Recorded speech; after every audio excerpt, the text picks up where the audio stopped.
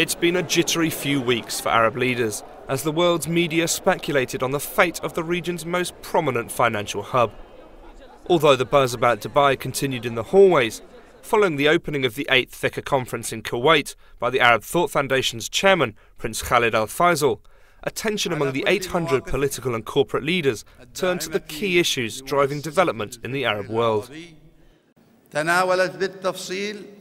Fiqh means thought or idea in Arabic, and the conference aims to change perceptions as well as accelerate opportunities for future generations.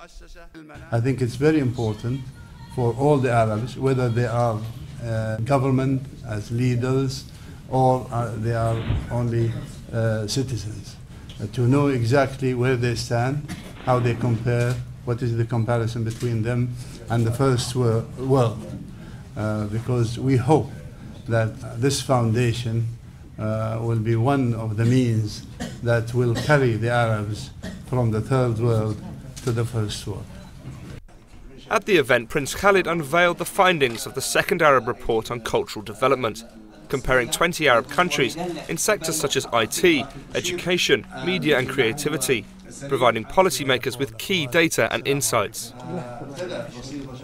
I would like the message to go out that they see that we have bright people with liberal, clear ideas, that not all the news that are coming out of our region are bombs and terror and close-minded clergymen that are scaring the world with their preachers and so on. So I think this is the main mission of the Arab Thought Foundation. And we'd like to show that we are diverse, that we are open-minded, and we would like to dialogue and talk. The importance of pan-Arabic economic development through greater integration is being urged on by the business community and the foundation.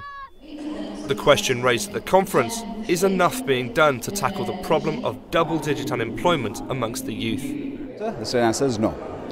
We are not doing enough. We're not doing enough from the NGOs, we're not doing enough from the private sector, and we're not doing enough from the public sector. So we need to work much sort of with an open mind and really just thinking outside the box in terms of how this 80 to 90 million job seekers in the next 10 years, how we're going to find them jobs in the Arab world. The modern history of the Arab world has been one of lost opportunities with regards to improving the educational curriculum, for instance, with regards to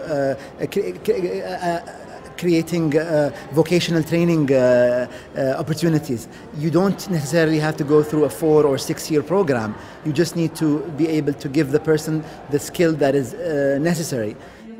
To effectively address these issues, the Arab Thought Foundation set up an initiative known as the Youth Cafe 2 years ago, bringing together students and youth leaders. Ibrahim Mutana travelled to Kuwait from Yemen.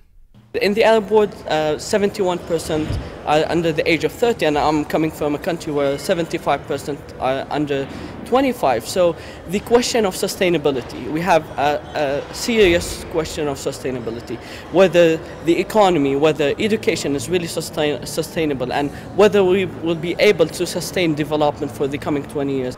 The crisis in Dubai put economic sustainability there in question, but the overall consensus at the Fiqh conference was that an economic contagion was unlikely. I personally feel that the world is overreacting. Debt restructuring takes place everywhere. It's happened to Dubai, and everybody's making a big deal out of it. I think that Dubai will come out of it, and will come out of it well.